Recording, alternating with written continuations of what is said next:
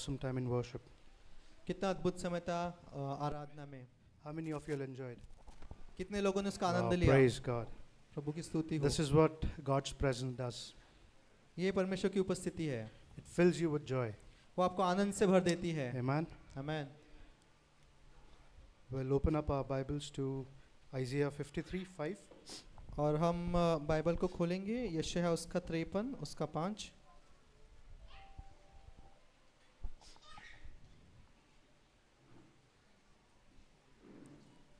यशायाह 53 उसका 5।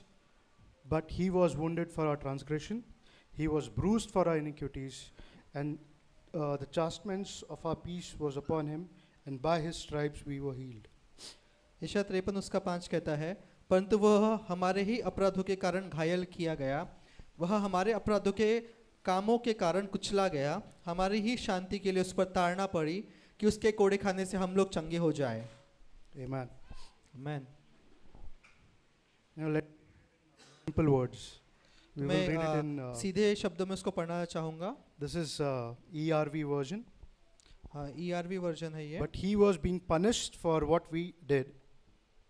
He was crushed because of our guilt. He took the punishment we deserve, and he brought us peace. We were healed because of his pain. तो वह हमारे अपराधों के कारण घायल किया गया और हमारे ही ERV है ना, ERV। Just a moment, open करता हूँ उसको।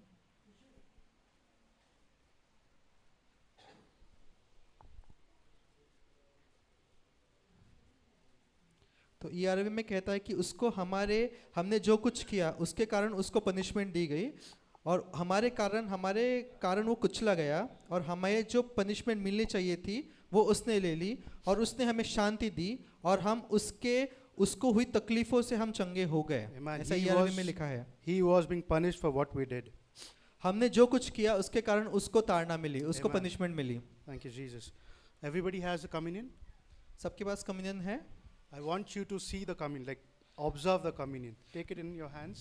मैं चाहता हूँ कि आपको जो प्रभु भोजन है वो आपके हाथों में आप लेकर उसका निरीक्षण करें।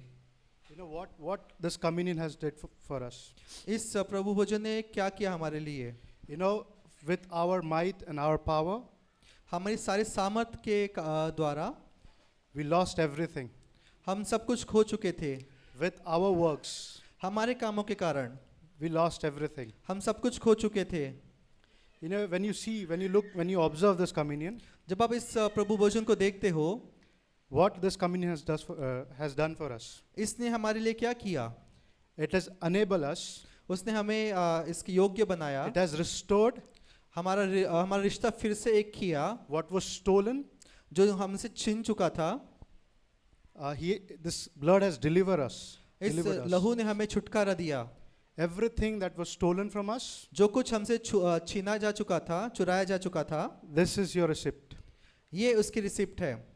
This blood has enabled the name of Jesus in your life. इस लहू ने आपके नाम यीशु के नाम को आपके जीवन में उसके योग्य बनाया है। This blood has enabled the power in your life.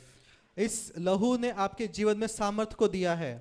This blood has enabled the prosperity in your life. इस लहू ने आपके जीवन में समृद्धि को दिया है।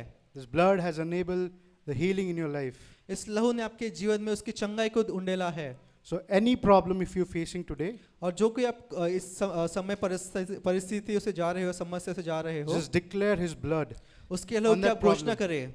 Amen. Amen. Because this blood has enabled क्योंकि that power in you. उसके लहू ने हमको वो सामर्थ दी है।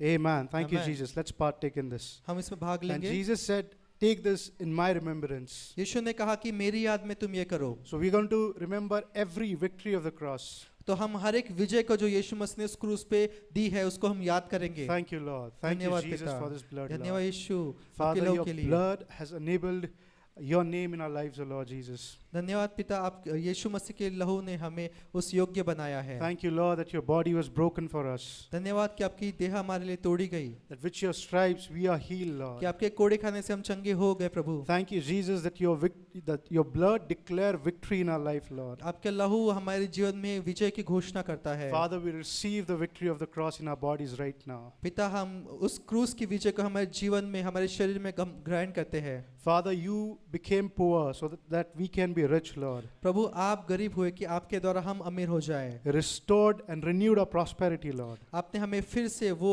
जो समृद्धि है वो दे दी है। You made us new again, Lord. आपने हमें फिर से नया बना दिया है। Thank you for your blood. धन्यवाद आपके लहू के लिए। Thank you, Jesus. धन्यवाद यीशु। We'll partake in this. हम इसमें भाग लेंगे।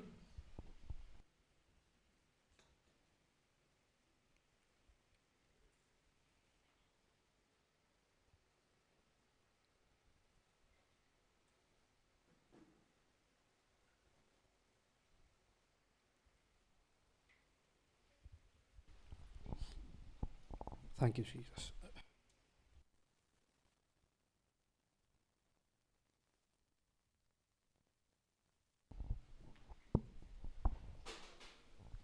Thank you Jesus. आज ऐसा कोई है कि जो आज पहली बार यहाँ पे आया है, अगर ऐसा कोई है तो आपका स्वागत करते हैं हम किंगडम ऑफ हेवन मिनिस्ट्रीज़ में। और जाने से पहले आप पास्टर जी को मिलके जाइए। और अगर किसी को गवाही बांटनी हो तो आप अपनी गवाहियों को तैयार करें। हम वचन के अंत में हम गवाही लेंगे, है ना। जितना भी गवाही आपके पास है अपने पास मत रखना। ये आप गवाही जब बांटोगे तो वो दूसरों को भी मदद करती है प्रभु के वचनों पर चलने के लिए, विश्वास करने के लिए, राइट। सो आप प्लीज़ अपनी गवाहियों को तैयार करें और हम वचन के अंत में हम लेंगे। और आगे बढ़ते हैं। किंगडम ऑफ हेवन मिनिस्ट्रीज़ जो है हमारा यूट्यूब चैनल पर भी है। सो आप चैनल को सब्सक्राइब कर सकते हो और अपने रिश्तेदारों के साथ आप चैनल को आप बांट सकते हो। और अगर आपको प्रभु में बढ़ना है, आपको हमारी प्लेलिस्ट मिलेगी यूट्यूब चैनल पे, आप उसको सुनकर आप प्रभु में बढ़ सकते हो, राइट। और साथ ही में किंगडम ऑफ हेवन मिनिस्ट्रीज़ का छोटा सा ब्रांच है जो बच्चों के लिए होता है। ऑनलाइन सभा होती है उनकी। सो मंडे और फ्राइडे को होती है। अगर उसके बारे में अगर आपको कोई जानकारी चाहिए हो, आप अलीशा सिस्टर को आप मिल सकते हो, राइट। ठीक है, आगे बढ़ते हैं। वचन बांटने के लिए हम अमिश भाई को और मनोज भाई को हम आगे बुलाना चाहते हैं, right.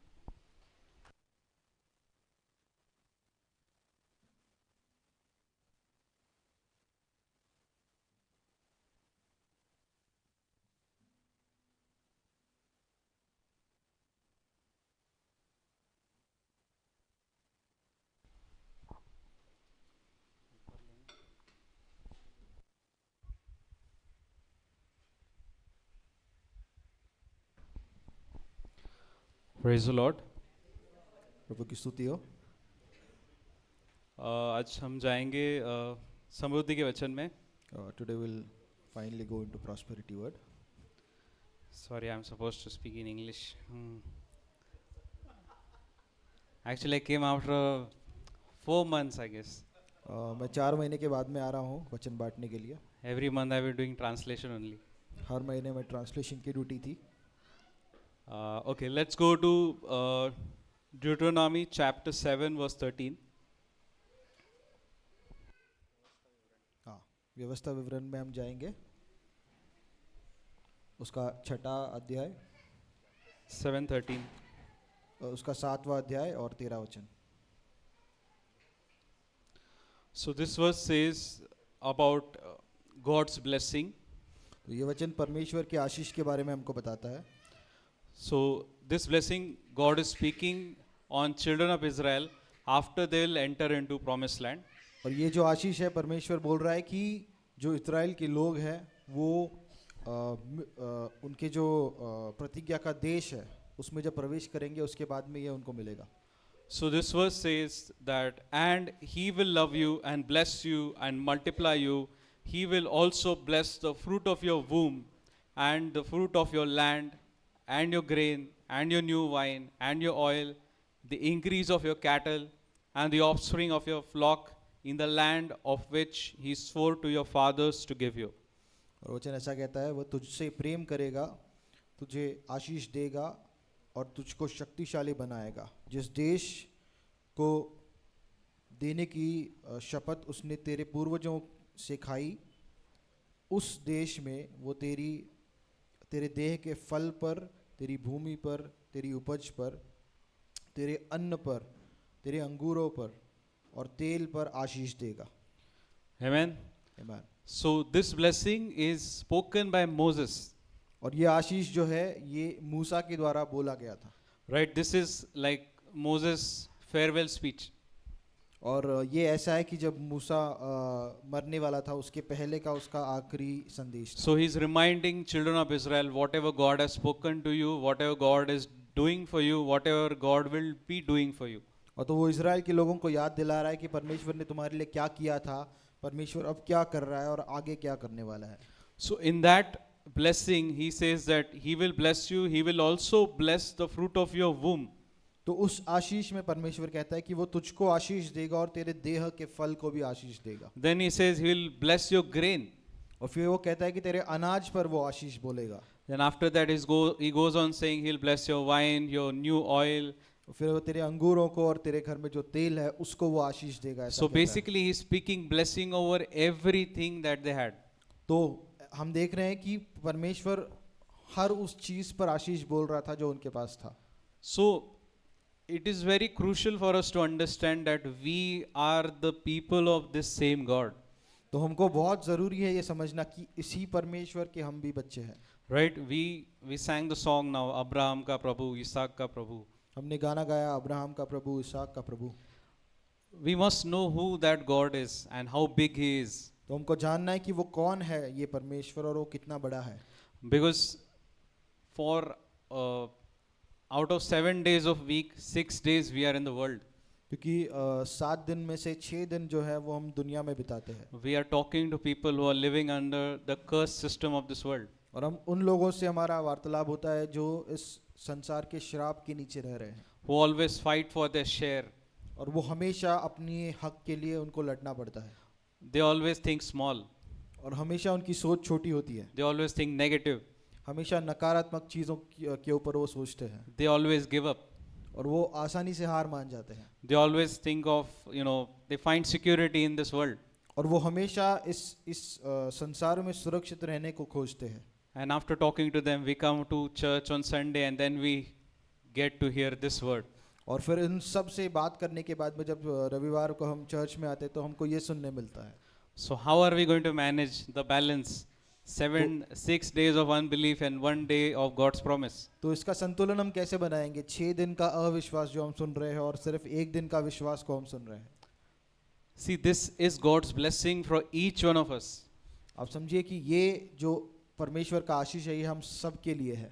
Because it says we are the chosen people of God. क्योंकि वचन ऐसा कहता है कि हम परमेश्वर के चुने हुए लोग हैं। Because He chose us, He saved us, He died for us. उसने हमको चुना, उसने हमको बचाया, वो हमारे लिए मर गया। Now, if we don't believe on His promise, we cannot blame God that God, your promises don't work. यदि अगर हम उसके वादों पर अगर विश्वास नहीं कर रहे हैं तो हम उसको दोष नहीं दे सकते कि प्रभु तेरे आशीष जो है, तेरा जो वचन है मेरे जीवन में काम नहीं कर रहा है। So if we see the first 6 books of Bible, they are talking about people who miss the promise of God. तो अगर हम पहले 6 किताबें बाइबल में देखते हैं तो ये ऐसे लोगों के बारे में लिखा है जिन्होंने परमेश्वर के प्रतिज्ञाओं को कभी हासिल नहीं किया। Right? Bible starts with the, I would say, failure. तो हम देखते हैं कि बाइबल की शुरुआत जो है वो हारने से होती है। Right? The people who could not enter into promised land. ऐसे लोग जो प्रतिज्ञा के देश में प्रवेश नहीं कर पाए। And Word of God says in New Testament that these things are written for our admonition. और वचन कहता है नए नियम में कि ये जो पुराने नियम की सारी चीजें लिखी थी वो हमको प्रोत्साहित करने के लिए लिखी थी, So that what mistake they did, we shouldn't do it. ताकि जो गलतियां उन्होंने की वो हम नहीं करें। They looked at the people around, they looked at the situation around, and they started cribbing against God. और उन्होंने लोगों को देखा और जो परिस्थितियां थी उनको देखा और वो परमेश्वर के खिलाफ कुरकुर करने लगे। They did not see the promise of God, they just saw what is happening right now. और उन्होंने परमेश्वर की प्रतिज्ञाओं को नहीं देखा, लेकिन उनका ध्यान सिर्फ इस पे था कि इस समय उनके साथ क्या हो रहा है।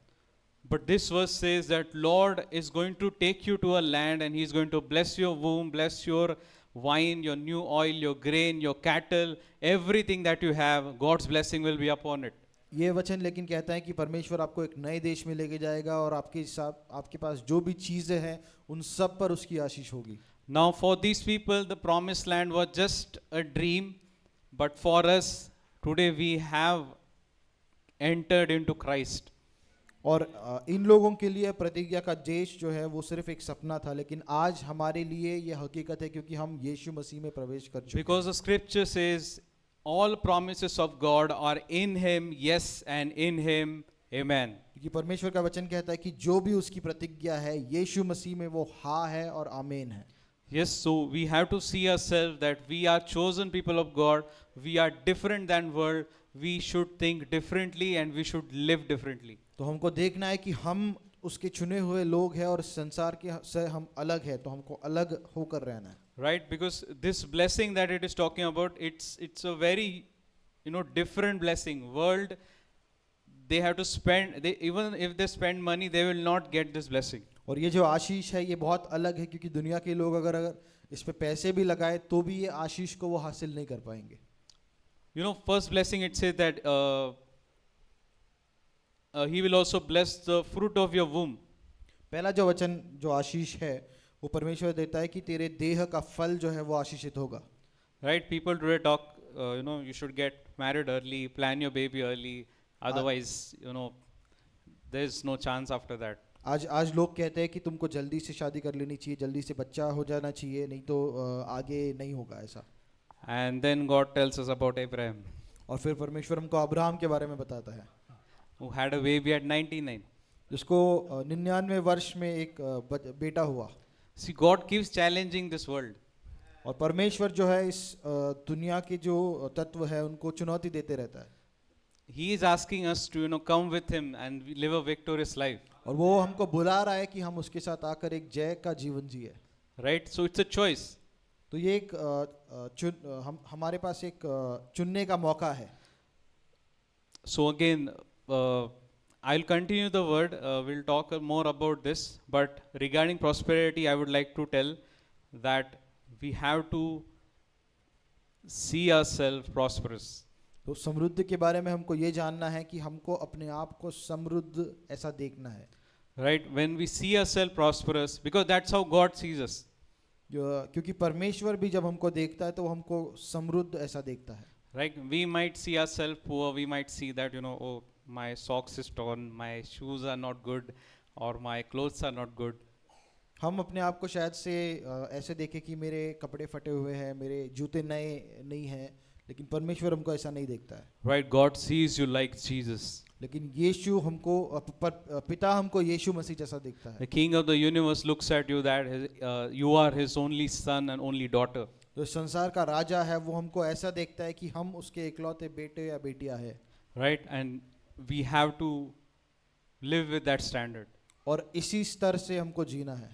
Right, and when we talk about God's kingdom, every Sunday we come here in Kingdom of Heaven Ministries. और जब हम परमेश्वर के राज्य की बात करते हैं तो हर रविवार जब हम यहाँ पर आते हैं, So when we come here, we come to edify each other. तो हम यहाँ पर आते हैं एक दूसरे को प्रोत्साहित करने के लिए. Right, so this family has to grow. इस परिवार को बढ़ना है. You have to bring more people. आपको और लोगों को लेकर आना है. You have to bring more people to even Saturday fellowship. और आपको जो शनिवार की जो हमारी सभा होती है उसमें भी और लोगों को लेकर आना है. So that we get more into word, and then as the word of God says, as your soul prospers, you will also prosper. ताकि जितना ज़्यादा हम वचन में बढ़े, तो जैसा वचन कहता है कि जैसे तुम्हारा प्राण समृद्ध होता है वैसे ही तुम भी समृद्ध हो. These two things are joint. ये दोनों चीज़ें एक साथ चलती है. You can never prosper without prospering in word. हम कभी भी समृद्धि को नहीं देख पाएंगे जब तक हम वचन में समृद्ध नहीं होते. Until and unless our soul doesn't prosper, this world's prosperity will not get manifested. जब तक हम अंदर से हमारे प्राण में समृद्ध नहीं होते हैं तब तक इस संसार की समृद्धि को हम नहीं देख पाएंगे. We have to enrich our soul with the word of God. हमको अपने प्राण को परमेश्वर के वचन से समृद्ध करना है. Yes, so I believe we all are prosperous people. So if God is leading you with any amount, you can sow in Kingdom of Heaven Ministries. तो मैं मानता हूँ कि हम सब समृद्ध लोग हैं, तो जैसा भी आपके मन में आप निश्चय कर रहे हो, आप इस किंगडम ऑफ हेवन मिनिस्ट्रीज में अपने बीज को बो सकते हो। Yes, we have offering box here on the right side, and if you are watching us online, you must be able to see a QR code on your screen. You can scan it and sow in the kingdom of God. तो यहाँ पर हमने offering box भी रखा है, और अगर online हमको आप देख रहे हो तो आपके स्क्रीन पे QR भी दिख रहा होगा। Okay, so thank you, Jesus. Let's get into word. हम वचन में जाएंगे। So today's word, actually I am remembering something Manoj brother said about me after before few weeks. Manoj भाई ने मेरे बारे में कुछ बोला था कुछ हफ्तों पहले, उसको मैं याद कर रहा हूँ। Yes, not only me but about everyone who preaches here. सिर्फ मेरे बारे में नहीं, लेकिन वो उस इंसान के बारे में जो यहाँ पे प्रचार करता है। So he spoke about, you know, what is the uniqueness in every preacher.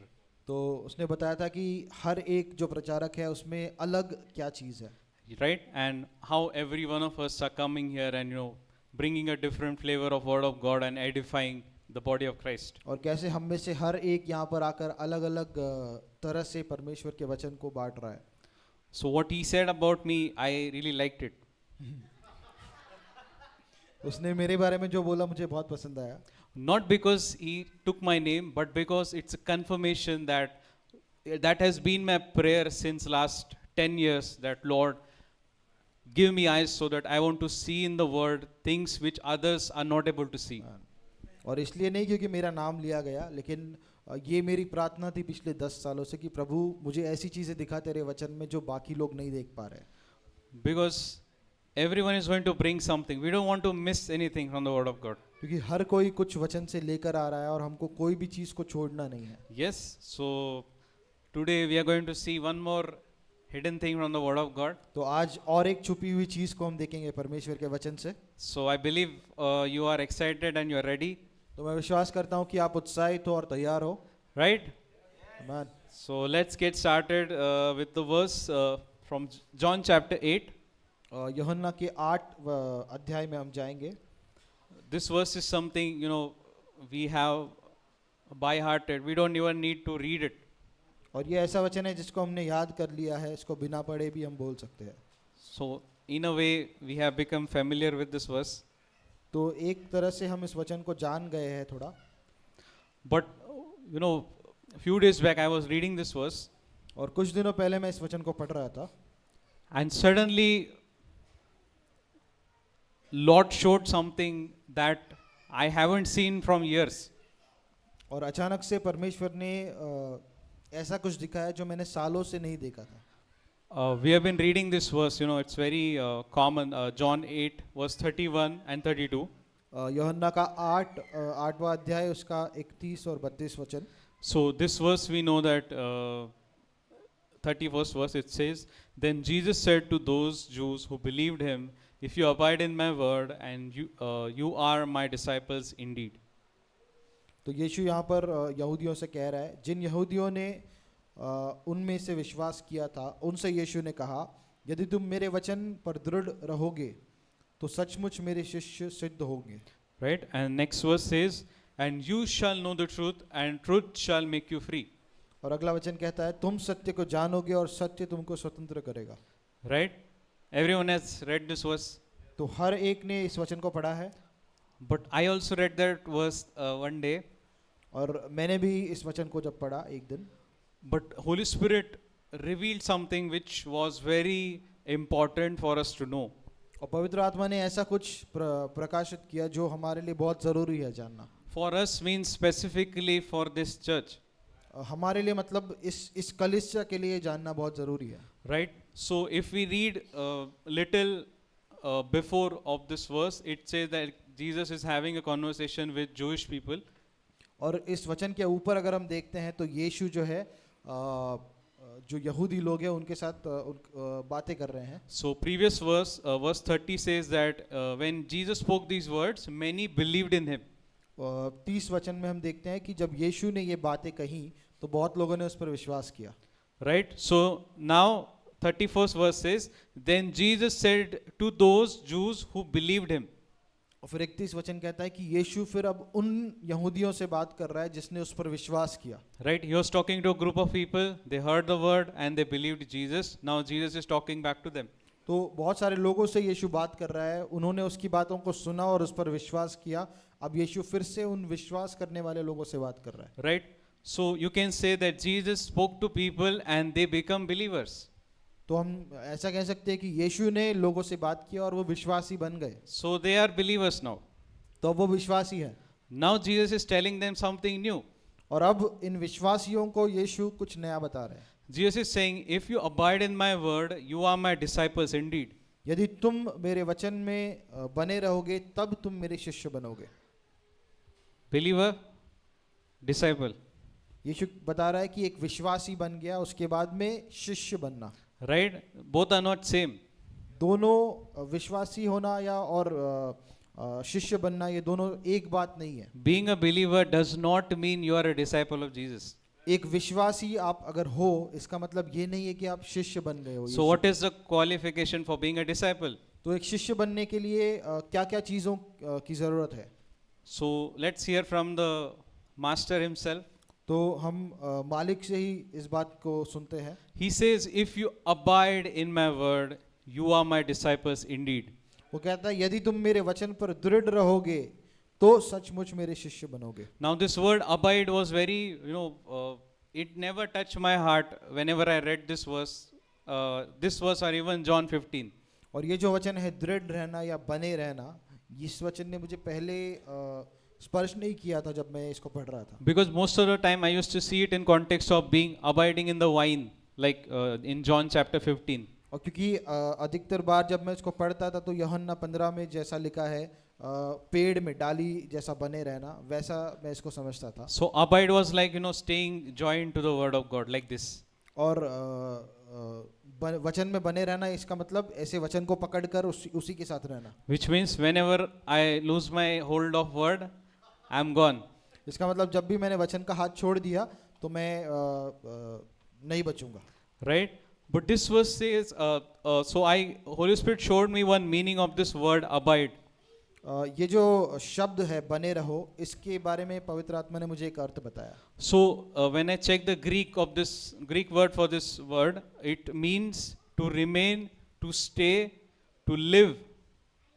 These are three meanings of this word: to remain, to live, and to stay. तो जब मैं यूनानी भाषा में इस शब्द को मैं देख रहा था तो उसके 3 मतलब है कि रहना, to remain, stay, abide, live, remain. हाँ, मतलब जीना, रहना और ठहरे रहना। Yes. So like we stay in a house, जैसे हम एक घर में रहते हैं, like you stay in a room, और या हम एक कमरे में रहते हैं, you have to stay in the word. उसी तरह से हमको वचन में रहना है। Right? Now the earlier meaning was, abide was like holding like this.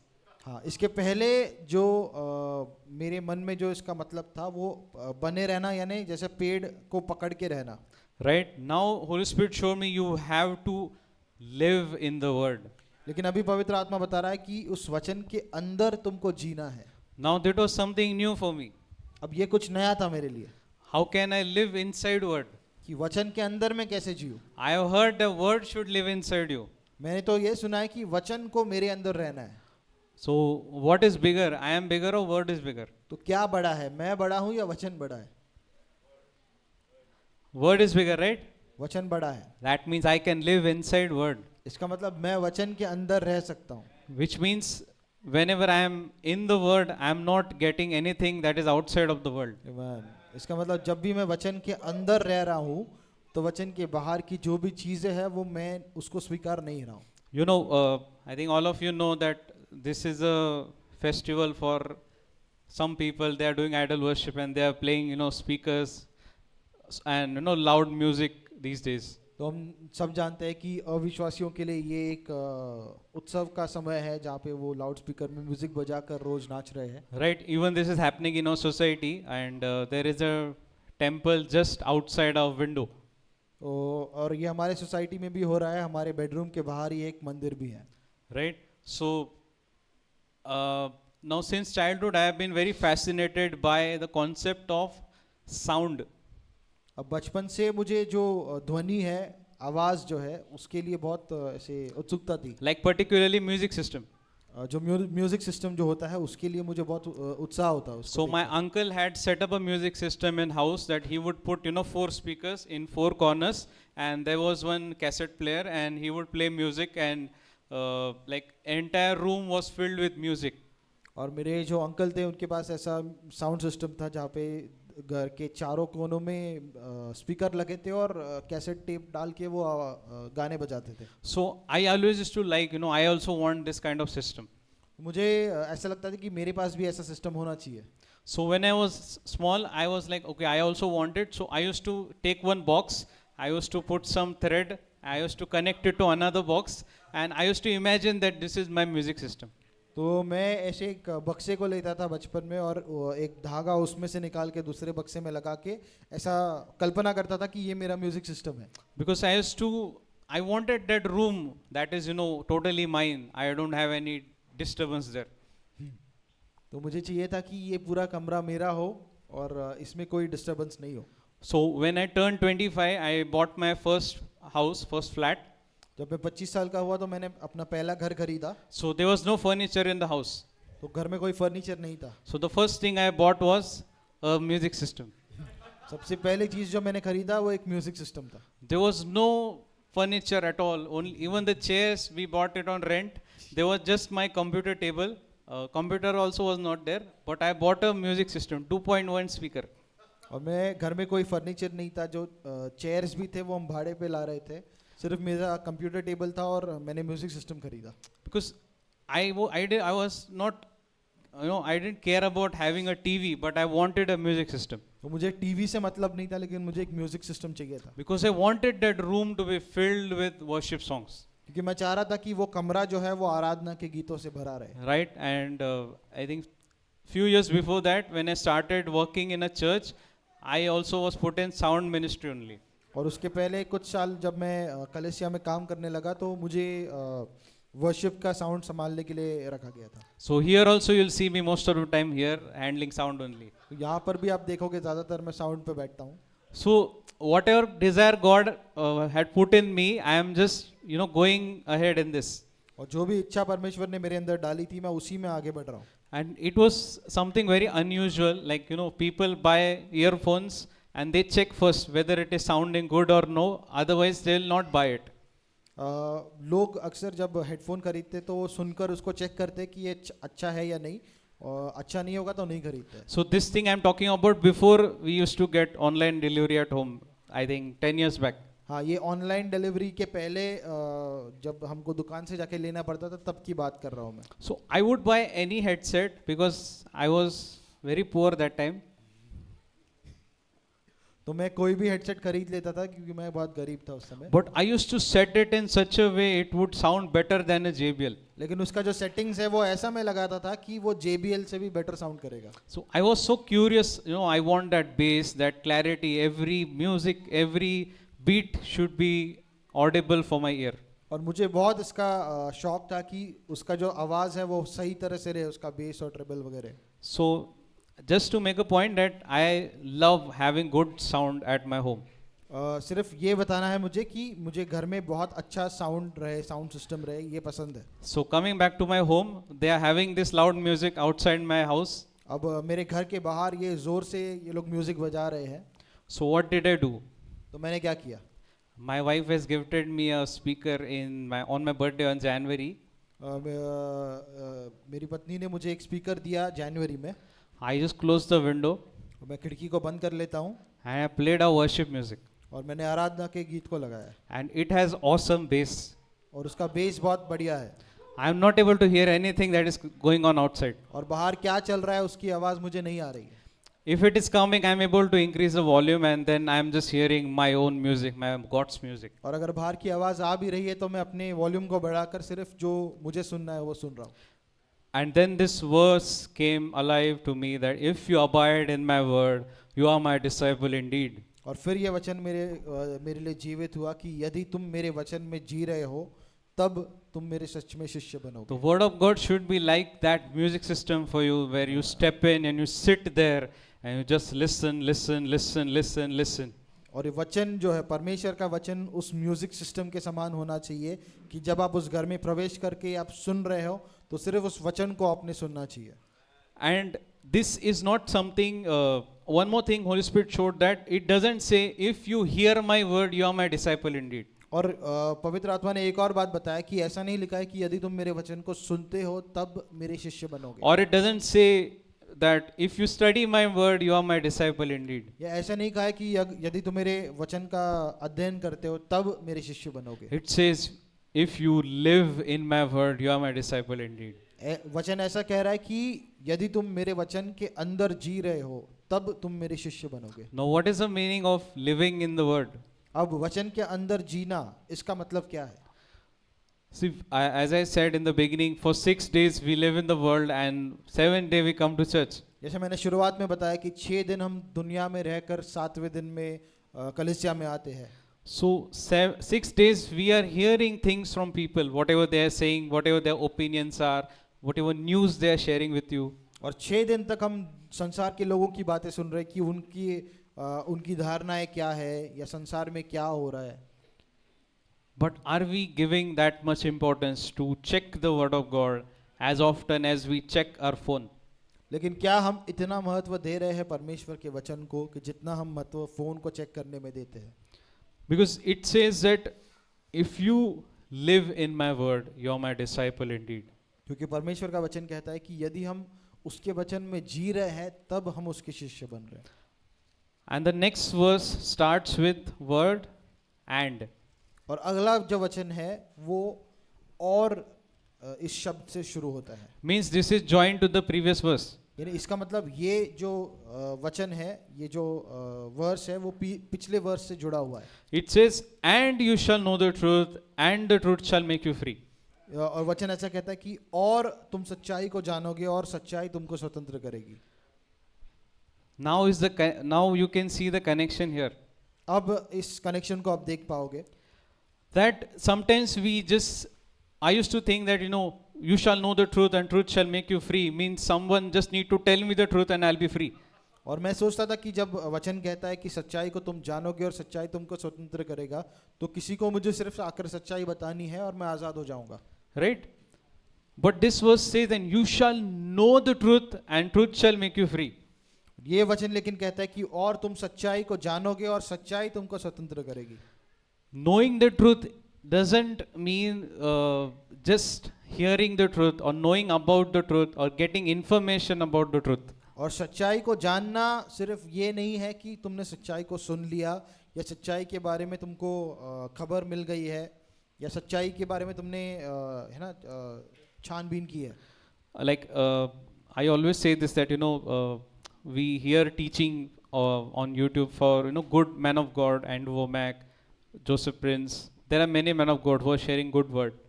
और बहुत सारे परमेश्वर के सेवक है YouTube पे जो अच्छा वचन बांटते हैं। But the truth that they are sharing, it can set us free only when we take that truth and we start living in that truth. लेकिन वो सच्चाई जो वो हमसे बांट रहे हैं वो तभी हमको आज़ाद करेगी जब हम उस सच्चाई को लेकर उसको जी रहे हैं। We can't just hear the word and get free. सिर्फ आप उसको सुनकर आज़ाद नहीं होंगे। See, when we get a word from God, it starts sounding in our ears.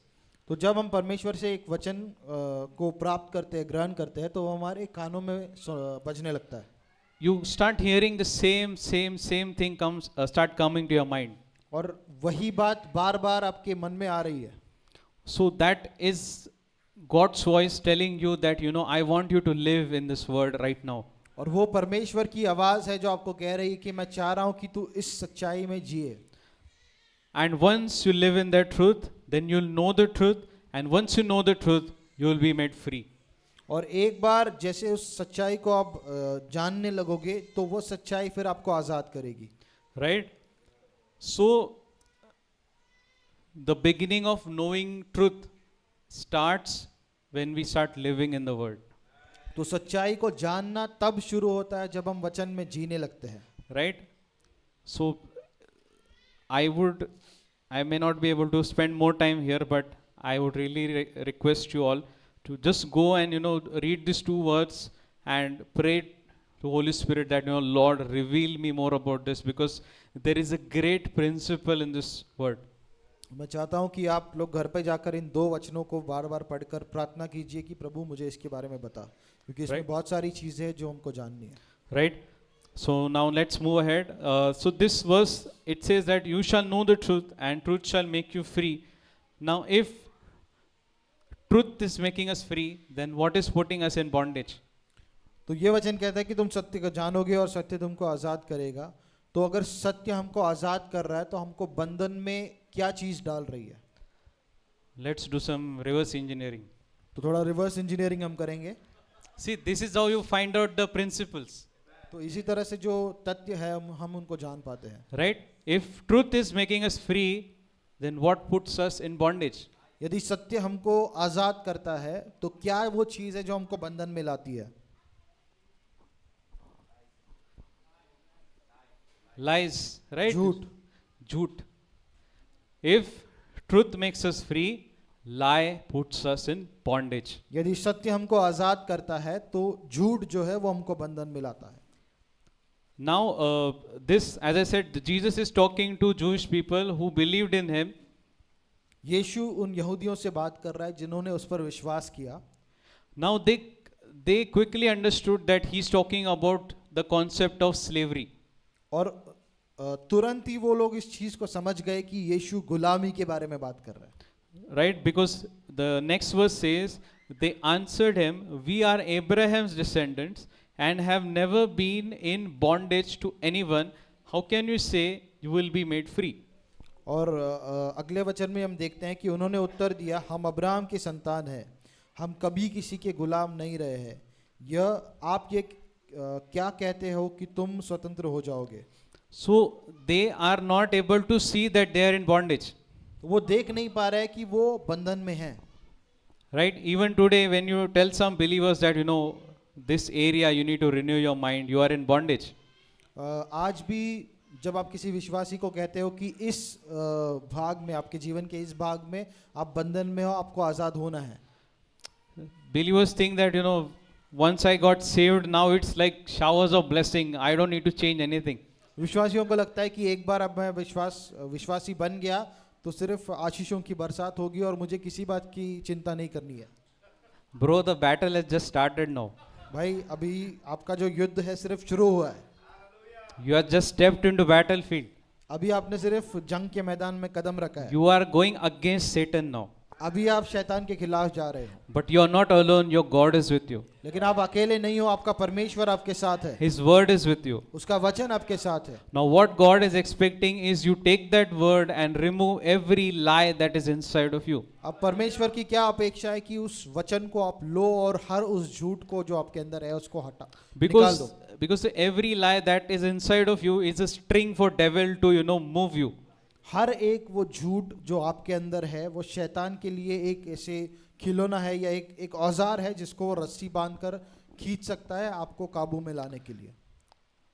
Because I think in one place Jesus says that the ruler of this world is coming and he has nothing in me. और एक वचन में हम देखते हैं कि यीशु कह रहे हैं कि इस संसार का जो राज करने वाला है वो आ रहा है, लेकिन मेरे अंदर उसकी कोई भी चीज नहीं है. Which means there is no lie of Satan inside Jesus. इसका मतलब शैतान का जो भी झूठ था उसमें से कुछ भी यीशु के अंदर नहीं था. And that was a big threat to Satan, that first time he is facing a man who has not lie inside of him. और ये शैतान के लिए एक बहुत बड़ा खतरा था, क्योंकि पहली बार वो एक ऐसे इंसान को देख रहा है जिसके अंदर उसका कोई भी झूठ नहीं है. Jesus never believed anything that Satan spoke to him. यीशु ने कभी भी किसी भी ऐसी चीज पर विश्वास नहीं किया जो शैतान ने उसको बोली थी. Even though it came through Peter. और वो भले ही पतरस के द्वारा भी आया हो. Jesus was very quick to recognize, get behind me Satan. और पतरस ने भी जब बोला तो यीशु बहुत जल्दी से कहते उसको कि शैतान मेरे पीछे हो जा. So Jesus had no lie in him. तो यीशु के अंदर कोई झूठ नहीं था। So, how do we, now we saw that lie puts us in bondage, so how do we deal with it? तो अब हमने देखा कि झूठ जो है वो हमको बंधन में लाता है, तो हमको इसको कैसे लड़ना है। Because we can see that from this verse, we can make a conclusion that every bondage that we have, the root of that bondage is a lie. तो हम इस वचन से समझ सकते हैं कि जो भी बंधन हमारे जीवन में है उसका जो रूट है वो एक झूठ है, Right? So that lie can be anything, that someone lied to you about your health, about your family, about your heart, about your life, about your future, about your career, or about your maybe your family, your position in society, or your identity also. और ये झूठ आपको किसी ने भी बताया होगा, वो आपके स्वास्थ्य के बारे में होगा, आपके पैसों के बारे में होगा, आपके करियर के बारे में होगा, आपके रिश्तों के बारे में हो सकता है। So everything we have to test whether this is the truth or whether it's a lie. तो हर एक चीज को हमको जांचना है ये समझने के लिए क्या ये सत्य है या ये झूठ है। Because if we allow that lie to go inside our heart and grow it, it will bind you and you will never grow in that area of your life. क्योंकि अगर हम उस झूठ को इजाजत देंगे कि वो हमारे जीवन में जाकर हमको जकड़ ले, तो वो हमको कभी भी हमसे दूर नहीं होगा। So if we go to Colossians chapter 2 verse 8, there is one warning from Apostle Paul about this. तो कोलोसियों के 2:8 में अगर हम जाएंगे, वहाँ पर प्रेषित पौल जो है वो एक वार्निंग दे रहा है।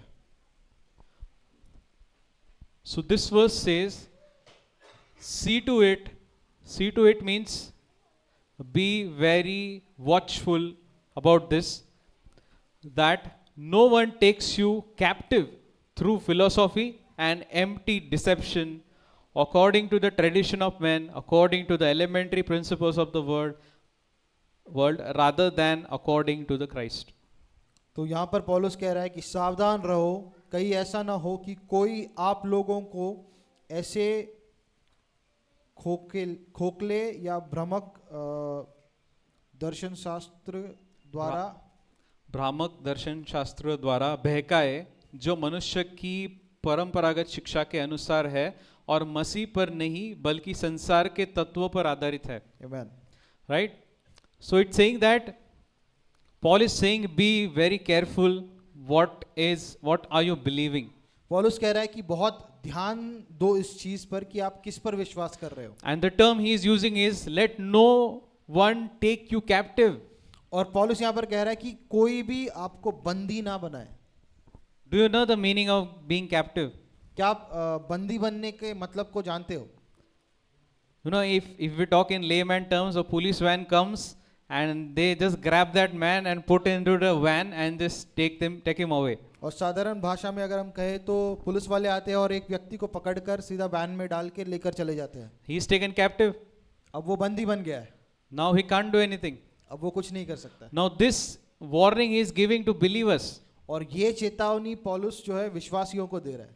He is saying that let no one take you captive through philosophy and empty deception. और पौलुस यहाँ पर कह रहा है कि भ्रमिक बातें और खाली बातों के द्वारा कोई भी तुमको बंदी ना बनाए। So there are many philosophies in the world. और दुनिया में बहुत सारी ऐसे फिलोसॉफीज हैं। See, again and again I am emphasizing about world is because 6 days we are in world.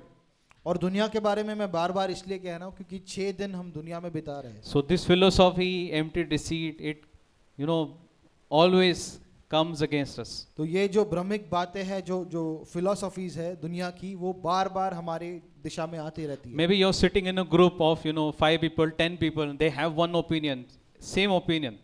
और 5 या 10 लोगों के बीच में अगर आप बैठते हो तो उन सब की धारणाएं एक तरह से होती है। And then you're sitting there and you are tempted to say yes. और फिर आप वहाँ पर बैठ रहे हो और आपको अब मजबूरी लग रही है कि मैंने भी इनके साथ सहमत होना चाहिए। Right, because they'll feel bad यार if I say no. नहीं तो उनको बुरा लगेगा, उनको लगेगा मैं अजीब हूँ। अरे उनको बुरा लगेगा लेकिन तू जेल जाएगा ना। You will go in bondage, right? अगर उस समय में हम हाँ बोल रहे हैं उनके साथ तो हम बंधन में जाएंगे। If they are saying, you know, Arey, there is so much recession, yeah, there is no jobs today, I don't have any security, you know, we don't know when are we going to die, what is going to happen, life is so unpredictable. यदि वो लोग बोल रहे हैं कि recession चल रहा है, अभी नौकरी पता नहीं है ना, मुझे नौकरी में कितने समय रहूँगा, या अचानक से कोई बीमारी आ जाएगी, मैं कितने दिन जीऊँगा या मर जाऊँगा, मुझे नहीं पता. जब वो ऐसा कह रहे हैं, He who dwells in the secret place of the Most High वो जो परम प्रधान के गुप्त स्थान में बैठा रहता है, shall abide under the shadow of the Almighty. वो उस परम प्रधान की छाया तले बना रहेगा. That should be a response. ये हमारी प्रतिक्रिया होनी चाहिए. See, they are not living in the secret place of the Most High. We are there. और वो परमेश्वर के उस गुप्त स्थान में नहीं रह रहे हैं, हम लोग वहां पर रह रहे हैं. So even that same chapter says, in even 1,000 may fall by your side and 10,000 at your right hand, but it will not come near you. और उसी वचन में, उसी अध्याय में आगे लिखा है कि 1,000 तुम्हारे एक और गिरेंगे, 10,000 तुम्हारे दूसरी ओर गिरेंगे, लेकिन वो खतरा तुम्हारे निकट नहीं आएगा. Because you have made the Lord God your refuge. क्योंकि तुमने परमेश्वर को अपना दृढ़ चट्टान बनाया है, दृढ़ See, गढ़ बनाया है. Yes, so now you have the word, but you have a temptation of, agreeing with world. तो अभी आपके पास परमेश्वर का वचन भी है, लेकिन एक खिंचाव आपको महसूस हो रहा है कि संसार के जो लोग हैं उनके साथ आप सहमत हो जाओ. But Apostle Paul is saying, take heed that let no one take you captive through these philosophy and empty deception. प्रेषित पौल लेकिन यहाँ पर कह रहा है कि तुम ध्यान दो कि कोई भी इन खाली बातों के द्वारा तुमको बंदी ना बना ले. See now, I believe the greatest ministry ever had and will ever have is the ministry of Jesus Christ. और मैं मानता हूँ कि जो सबसे बड़ी सेवकाई किसी की अगर हुई है तो वो यीशु मसीह की है. So how he prepared for it? तो यीशु ने उसके लिए अपने आप को कैसे तैयार किया. Right, he was baptized. He heard that, Lord, you are my beloved son in whom I am well pleased. और जब यीशु का बपतिस्मा हुआ तो उसने सुना कि तुम मेरा प्रिय पुत्र है और आज मैंने तुमको जन्मा है. Right, so God is happy with Jesus. और पिता जो है वो यीशु से खुश है. Now what happens next? अब आगे क्या होता है. Let's go to Matthew chapter 4. मत्ती 4 में हम जाएंगे.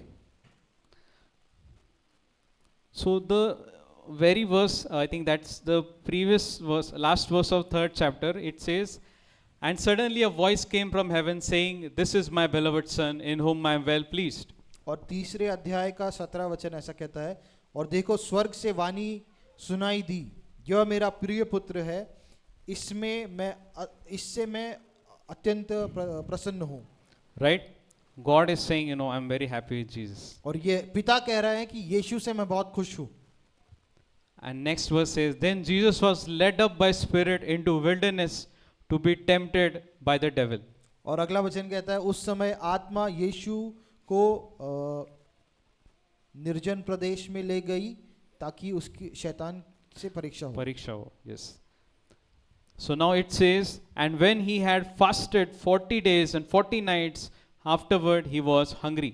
और ऐसा लिखा है कि अब 40 दिन और रात तक जब उसने उपवास किया तो उसके बाद में उसको भूख लगी. Now we have read this countless times. और ये हमने बहुत अनगिनत बार पढ़ा होगा. But there are some elements which we did not consider. लेकिन इसमें से कुछ ऐसे तथ्य है जिसको हमने देखा नहीं. 40 days he haven't met his family. 40 days he haven't seen his house. 40 days he haven't been on streets. 40 days he did not have someone to serve him. और 40 दिन तक उसने अपने परिवार को नहीं देखा, 40 दिन तक अपने घर को नहीं देखा, 40 दिन तक वो शहर को नहीं देख रहा था, या कोई भी उसके आसपास नहीं था जो उसकी सेवा कर पाता. There is no human interaction. और किसी भी इंसान से उसने कोई भी बात नहीं की. If that happens to someone today, he'll go into depression. और आज अगर ऐसा किसी के साथ होता है तो वो डिप्रेशन में जाएगा. Plus there is no food. और ये सबसे बढ़कर खाना भी नहीं है. I can't imagine where he must have slept at night. और मैं सोच नहीं सकता हूँ कि यीशु कहाँ पर सोए होंगे रात में. I think in another gospel it says he was with the beast of the field. एक दूसरी जगह पर लिखा है कि वो जो जानवर है उनके साथ था. Right, he was in forest, so there were beasts also. और वहाँ पर जंगली जानवर भी थे. He was there for 40 days. और 40 दिनों तक वो वहाँ पर था. But after 40 days, it says he became hungry. और 40 दिनों बाद में वचन कहता है उसको भूख लगी. And third verse says, now when the tempter came to him, he said. तीसरे वचन में लिखा है तब परीक्षक ने पास आकर उससे कहा. It says now. और ऐसा लिखा है कि अब. That means he waited for 40 days. यानी वो 40 दिनों तक रुका था. He was seeing, वो देख रहा था that, this guy is still looking strong. और ये व्यक्ति जो है ये अभी भी बलवान दिख रहा है. I can't, beat him now. I think he will pass the test. और अभी अगर मैं उसकी परीक्षा लूंगा तो वो पास हो जाएगा. So he waited for 40 days. तो वो 40 दिनों तक रुका. 40 days later, 40 दिनों बाद he saw that Jesus is hungry. उसने देखा कि यीशु को भूख लगी है. He thought that Jesus is weak now. और उसको लगा कि अब यीशु कमजोर हो He गए is at his weakest point. और वो अपने सबसे कमजोर घड़ी में है. And that's when it says, now he came. और ऐसा लिखा है कि तब वो आया. And now he asked the question, और तब उसने वो प्रश्न पूछा. if you are the son of God, command that these stones become bread. यदि आप परमेश्वर के पुत्र हैं तो कह दीजिए कि ये पत्थर रोटियां बन जाए. If I was in Jesus' place, यदि मैं यीशु की जगह पे होता, I don't know what I would have done. What I would have done, I don't know. मैं नहीं जानता कि मैंने क्या किया होता. Because 40 days, there's no food, there's no human interaction, there's no family, there is no comfort, there's no place to sleep. Nothing is there. 40 दिनों तक कोई परिवार नहीं, कोई खाना नहीं, कोई कंफर्ट नहीं. Any person would go to his weakest point. और कोई भी व्यक्ति अपने सबसे कमजोर घड़ी में पहुंच जाता. Now 40 days Jesus was living in wilderness. अब 40 दिन यीशु उस रेगिस्तान में रह रहे थे. But he was not living in just wilderness. लेकिन सिर्फ वो रेगिस्तान में नहीं रह रहे थे. He was living in the word of God. वो परमेश्वर के वचन में रह रहे थे. How can we say that? हम ये ऐसा कैसे कह सकते हैं? Devil is squeezing him in his weak point. और जब वो कमजोर लग रहे हैं तब शैतान उसको निचोड़ने की कोशिश कर रहा है. But what is coming out of Jesus? लेकिन यीशु में से क्या निकल रहा है? It is written that man shall not live by bread alone, but by every word that proceeds from the mouth of God. और यीशु ने कहा कि ऐसा लिखा है कि मनुष्य केवल रोटी से नहीं लेकिन हर एक उस वचन से जिएगा जो परमेश्वर के मुंह से निकलता है. I don't think so. A man living in wilderness for 40 days can say these words. और मुझे नहीं लगता है कि 40 दिन तक अगर कोई रेगिस्तान में रह रहा है तो वो ये वचन बोल पाएगा. But if a person is living in word for 40 days, he can say this. लेकिन अगर एक व्यक्ति वचन में 40 दिनों तक रह रहा है तब ये बोल पाएगा. So the aspect that Holy Spirit showed here is, don't look at wilderness days of Jesus like he was in suffering, but he was living in the word of God. तो पवित्र आत्मा ने मुझे बताया कि जब यीशु रेगिस्तान में थे तो ऐसा मत देखो कि वो दुख उठा रहा था, ऐसा देखो कि वो वचन में जी रहा था. That's what, devil just saw his outer appearance that, he is weak, he lost his muscles, he lost his weight, he's become weak so that he'll fail. तो शैतान बाहर से देख रहा था कि ये ना यीशु के मसल्स कम हो गए हैं, उसका वजन कम हो गया है तो अब वो हार जाएगा.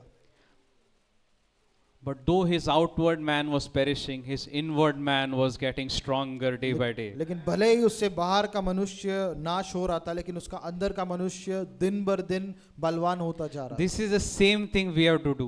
यही चीज हमको करना है. People are always scared of fasting. लोगों को हमेशा उपवास करने से डर लगता है. But don't do fasting, but feast on the word of God. सिर्फ उपवास मत करो लेकिन परमेश्वर के वचन पर उस वचन को खाओ. Right? It say see first Jesus for the first question Jesus is saying that man shall not live by bread alone, but by every word that comes out of the mouth of God. और पहले प्रश्न का उत्तर यीशु ऐसा दे रहा है कि मनुष्य केवल रोटी से नहीं जिएगा लेकिन हर एक उस वचन से जो परमेश्वर के मुंह से निकलता है. Now this was not something Jesus was just quoting just for the sake of giving answer. और ये ऐसा नहीं है कि यीशु सिर्फ इसको बोल रहा था कि उसको उत्तर देना इसलिए. But he lived this word for 40 days to stay alive. लेकिन इस वचन को यीशु ने जिया था 40 दिन तक जिंदा रहने के लिए. Right? So this is something, God is calling us into a place where he wants us to be surrounded by his word alone and nothing else. और प्रभु हमको एक ऐसे जगह में आमंत्रित कर रहा है जहाँ पर हम उसके वचन से घिरे रहे और आसपास और कुछ नहीं हो।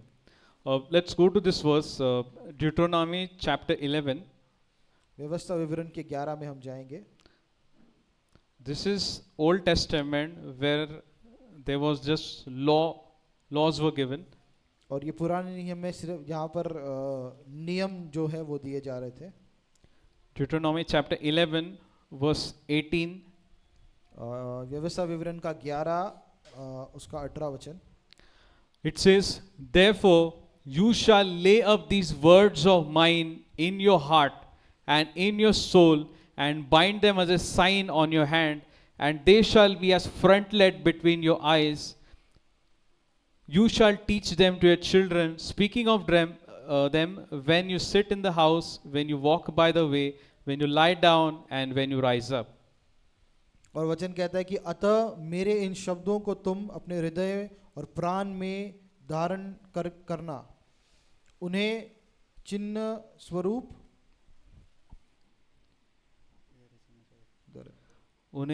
स्वरूप अपने हाथ पर बांधना, वे तुम्हारी आंखों के मध्य शिरोबंद होंगे। तुम उन्हें अपने बच्चों को सिखाना, जब तुम अपने घर में बैठते हो अथवा मार्ग पर चलते हो, तुम लेटते हो अथवा उठते हो, तब तुम इन्हीं आज्ञाओं की चर्चा करना। Amen. So what God is saying here is, you shall lay up these words of mine in your heart. तो परमेश्वर यहाँ पर कह रहा है कि मैंने जो वचन बोले हैं इनको तुमको अपने हृदय में उठाकर रखना है। Next it says, in your soul. अगला कहता है कि अपने प्राण में भी इसको रखना है। Next it says, bind them as a sign on your hand. और अगला वचन कहता है कि इसको अपने हाथों पर बांध लो। And they shall be as frontlet between your eyes. और ये तुम्हारी आंखों के बीच में रहेगा। So if I summarize this in one line, अगर इसको एक वाक्य में मैं बोलूं, let your nose be only in my word. कि तुम्हारे नाक को सिर्फ मेरे वचन में लगा कर रखो। It should always be like this. और हमेशा हमको ऐसे करके रहना है। It should be between our eyes. और इसको हमारे आंखों के बीच में होना है। You know, actually I practiced this, I think last week only when I got this word. और पिछले हफ्ते जब ये वचन मुझे मिला तब मैं इसको कर रहा था। See, it says that you have to put his word in your heart, in your soul, on your hand, on your as a frontlet between your eyes. और वचन कहता है कि परमेश्वर के वचन को हमको अपने हृदय में, अपने प्राण में, अपने हाथों पर और हमारी आंखों के बीच में रखना है। So whenever like I went to office, I was like, I was taking notes in my OneNote app. और मैं ऑफिस में अपने OneNote में नोट्स ले रहा था। So I wrote it and I went office. I sat there and I was doing work. I got some free time in between. I just opened my phone. और मैं ये लिखकर फिर अपने काम कर रहा था और बीच में मुझे थोड़ा खाली समय मिला तो फोन लिया मैंने। So what I did, I just opened my phone and the same app was open there. और जब मैंने फोन खोला तो यही ऐप खुला हुआ था। So I read my notes again. और फिर उन नोट्स को मैंने फिर से पढ़ा। I started feeling presence of God in office. और मैं परमेश्वर के सानिध्य को महसूस करने लगा ऑफिस So में। I continued meditating there. और उसी पर फिर मैं मनन करने लगा। Then I got some work. I closed it. I went to work. और फिर कुछ काम मिला तो मैं इसको बंद करके काम करने लगा। Again when I opened my phone, again into same notes. और फिर से जब मैंने फोन को खोला तो वही नोट्स थे। So it's like I am leaving meditation, coming down, doing work, again going back, starting meditation. और ऐसा हो रहा था कि मैं मनन कर रहा हूँ, फिर अपने काम को कर रहा हूँ, फिर से आके मनन कर रहा हूँ और फिर काम को कर रहा हूँ। So this kind of lifestyle, Smith Wigglesworth had. और इस प्रकार का जो जीवन था ये स्मिथ विगल्सवर्थ का था। He would always meditate on word of God after every 15 minutes. और हर 10-15 मिनट में वो परमेश्वर के वचन पर मनन करते थे। The problem today is we have a lot of options to put our nose in. और आज समस्या ये है कि बहुत सारी चीजें हैं हमारे पास जिन पर हम ध्यान लगा सकते हैं। It can be your life, someone else's life, your business, someone else's business. आपका जीवन हो सकता है, किसी और का जीवन हो सकता है, आपका बिजनेस किसी और का business. Or it can be your phone. या आपका फोन हो सकता है। I installed Instagram 2 days back just to post some picture because I went out to, we went for a trip. Instagram मैंने 2 दिन पहले खोला, सिर्फ डाउनलोड किया, सिर्फ कुछ फोटो डालना था। That is how I use Instagram. I install it, I make a post, I uninstall it. तो मैं इंस्टाग्राम को ऐसे इस्तेमाल करता हूँ कि मैं उसको इंस्टॉल करके फ़ोटो डालता हूँ, फिर उसको हटा देता हूँ। But suddenly I went into my message section. फिर मैं अचानक से अपने मैसेज में गया There were so many messages, so many people are sending so many reels to me every day. और इतने सारे मैसेजेस है, बहुत सारे लोग हर रोज़ मुझे रील्स भेज रहे हैं। Most of them are from a church. बहुत सारे इसमें से ज़्यादातर हमारे चर्च के लोग हैं। So basically we can see where our nose is, तो हम देख सकते हैं कि हमारे नाक कहाँ पर है, right? Because we have a lot of options now. क्योंकि अभी हमारे पास बहुत सारे ऑप्शंस हैं। But this word, God just put in my heart that, He showed me the life of Abraham. और प्रभु ने ये चीज़ को मुझे दिखाया अब्राहम के जीवन में। See, when God gave Abraham a promise that, let's go there. I think Genesis chapter 15. उत्पत्ति का 15 में हम जाएंगे। It says, let's go to verse 4 and 5. 4 और 5 वचन हम देखेंगे। So it says, and behold, the word of the Lord came to him, saying, this one shall not be your heir, but one who will come from your own body shall be your heir. और इस पर प्रभु का संदेश उन्हें मिला, वह तेरा उत्तराधिकारी नहीं होगा, वरन स्वयं तेरा पुत्र तेरा उत्तराधिकारी बनेगा। 5th verse, then he brought him outside and said, look now toward heaven and count the stars if you are able to number them. And he said to him, so shall your descendants be. और प्रभु ने Abram को बाहर ले जाकर कहा, आकाश की ओर देख, यदि तू तारों को गिन सकता है तो गिन। तब वह अब्राम से बोला, तेरे वंश ऐसे ही असंख्यक होंगे। Right? So here God gave him promise that Eliezer will not be your heir. You will have a son, he will be your heir. और यहाँ पर परमेश्वर ने अब्राम को प्रतिज्ञा दी कि एलिएजर जो है वो तेरा वंश को आगे नहीं बढ़ाएगा, लेकिन तेरा खुद का बेटा होगा। And then to make it confirm, to give him a place to put his nose. और इस चीज को पुख्ता करने के लिए या अब्राम को एक जगह देने के लिए जिस पर वो मनन कर पाए, He brought him out प्रभु ने उसको बाहर बुलाया and he said, look toward heaven और उसको कहा कि आकाश की ओर देख and count the stars. और अगर तारों को गिन सकता है तो गिन। And he said to him, so shall your descendants be. और उसने कहा कि इतने ही असंख्यक तेरे वंश के लोग होंगे। Now when Abraham gets this word and when he actually has Isaac, the time is between 13 years. और हाँ, ये वचन मिलने के बाद से जब अब्राहम को बेटा हुआ इसहाक, उसके बीच का समय है 13 वर्ष। So 13 years what he had to do? तो 13 साल उसको क्या करना था? He just had to count the stars. उसको सिर्फ तारों को गिनना था That is my promise. कि ये मेरा प्रतिज्ञा है। God put his promise in front of his eyes. परमेश्वर ने अब्राहम के प्रतिज्ञा को उसकी आंखों के सामने रखा। The same thing we have to do today. We have to put God's promise in front of our eyes. आज हमको यही करना है कि परमेश्वर की प्रतिज्ञा को हमारे आंखों के सामने रखना है। See, when God commands Joshua, he says, make sure that you do not turn from this left or right. और जब परमेश्वर यहोशुआ को आज्ञा देता है तो प्रभु उसको कहता है कि इस वचन से दाएं या बाएं नहीं मुड़ना। Because Joshua knows that, becoming a leader after Moses is not a small thing. और यहोशुआ को पता है कि मूसा के स्थान में अब लोगों की अगुवाई करना एक छोटी बात नहीं है। Because people loved Moses. क्योंकि लोगों को मूसा से प्यार था। They respected Moses like nobody else. और उन्होंने मूसा का वो लोगों ने जितना सम्मान किया उतना किसी का नहीं किया था। Now to become his successor is going to be a heavy task. और अब मूसा का स्थान लेना एक बहुत बड़ा काम था। So God told him, I will tell you how to do it. और परमेश्वर ने यहोशुआ को कहा कि मैं बताऊंगा कैसे तुझे ये काम करना है। Let not this book of law depart from your mouth. और ये व्यवस्था का जो किताब है ये तेरे आंखों के सामने से दूर नहीं हटे। Do not turn from it left or right. इससे दाएं या बाएं मत मुड़ना।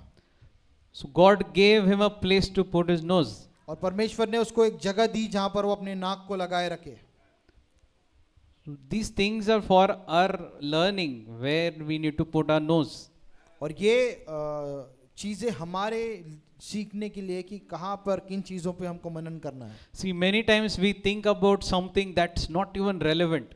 और बहुत बार हम ऐसी चीज़ों के बारे में सोचते हैं जो कोई मायने भी नहीं रखती. It can be something that even haven't happened or it will never happen. ये ऐसी भी चीज़ हो सकती है जो कभी हुई नहीं है या कभी होगी भी नहीं, But we are just thinking about it. लेकिन हम बैठकर उसके बारे में सोच रहे हैं. What if this happened? What if that happened? What that person is doing? ऐसा What is क्या- happening in their life? अगर ऐसा हुआ तो क्या होगा, वैसा हुआ तो क्या होगा, उस व्यक्ति के जीवन में क्या चल रहा है. But God says that you have to take my word and impress it on your heart. और प्रभु का वचन कहता है कि तुमको मेरे वचन को लेना है और उसको अपने दिल में छुपा कर रखना है. And what will happen when we'll do this? और ऐसा करने पर क्या होगा. I'll share one small testimony. एक गवाही मैं बांटूंगा. I think most of you know about this, but those who haven't heard this, you are welcome for one more time. ज़्यादातर लोगों को ये पता होगा, लेकिन जिसको नहीं पता है उसको मैं बता रहा हूँ. I think it was year 2015 when I started talking to Alisha. और 2015 में मैंने अलीशा से बात करना शुरू किया. 2016 we got a confirmation that God has confirmed that we will be husband and wife. और 2016 में इनको कंफर्मेशन मिला कि ये पति पत्नी होंगे. So we got engaged in 2017. 2017 में एंगेजमेंट हुई इनकी. So flow is going very effortlessly. Every year something is happening. तो हर साल कुछ ना कुछ हो रहा है. Right? 15 started talking, 16 we met, and 17 we got engaged. 15 में बात होनी शुरू हुई थी, 16 में कंफर्म हुआ, 17 में मंगनी हो गई. Now we were planning, we'll get married in 6 months or maximum 1 year. तो हम सोच रहे थे कि 6 महीने में या 1 साल के अंदर हम शादी कर लेंगे. But then something happened that, we were waiting that, we'll save money and then we will have enough, we'll go for marriage. तो हम सोच रहे थे कि हम पैसे जमा करेंगे और जब काफ़ी पैसे हो जाएंगे तब हम शादी के लिए जाएंगे. And that is the same time I started coming to Kingdom of Heaven Ministries. That time it was our Bible study. और उसी समय में मैं किंगडम ऑफ हेवन मिनिस्ट्रीज में आने लगा जब हम बाइबल स्टडी करते थे. So that time I had many debts. I had 2 personal loans, 1 home loan. और तब मेरे पास 2 पर्सनल लोन थे, एक होम लोन भी था. 60% of my salary would go into EMIs. और 60% जो मेरे तनख्वाह है वो EMI भरने में जाती थी. There were constant fights between me and my mom because of money. और पैसों को लेकर बार बार मेरे घर में झगड़े होते थे. Not because we both were, bad, but we were not able to manage the house. और इसलिए नहीं क्योंकि हम बुरे थे, लेकिन पैसों को हम संभाल नहीं पा रहे थे घर में. And devil was using that point to, destroy the peace of our house. और शैतान उस चीज़ को इस्तेमाल कर रहा था कि हमारे घर में जो शांति है उसको भंग करने के लिए. So what should I do in this situation? तो इस परिस्थिति में मैंने क्या करना चाहिए. So when I started coming to fellowship, I think we were studying and one verse came up, Proverbs 22:7. It says, borrower is a servant to the lender. और जब हम स्टडी कर रहे थे तो एक वचन आया कि जो देने वाला है, लेने वाला है, वो देने वाले का गुलाम होता है. That word struck my heart. और उस वचन ने मेरे दिल को छुआ. That means I am a slave. इसका मतलब मैं एक गुलाम हूँ, I am a servant. मैं एक सेवक हूँ. To whom? किसका सेवक. To Axis Bank. Axis bank का सेवक. To SBI. SBI का सेवक. I had 3 credit cards. और मेरे 3 credit That card is additional. Okay, 2 personal loans, 1 home loan, 3 credit cards. 2 personal loan, एक होम लोन और 3 क्रेडिट कार्ड थे. I had 3 credit cards with almost 2 lakh limit in all 3 of them. और 3 credit card थे 2 लाख की limit के साथ. So that was my life. ये मेरा जीवन था. Now I am in that situation where word is exposing me that you are a servant. और मैं अब उस स्थान में हूँ जहाँ पर वचन मुझको बता रहा है कि तू एक सेवक है. I read another version. It was worse. It says slave. और मैंने एक दूसरा वर्जन पढ़ा, उसमें और मुझे गुलाम बना दिया.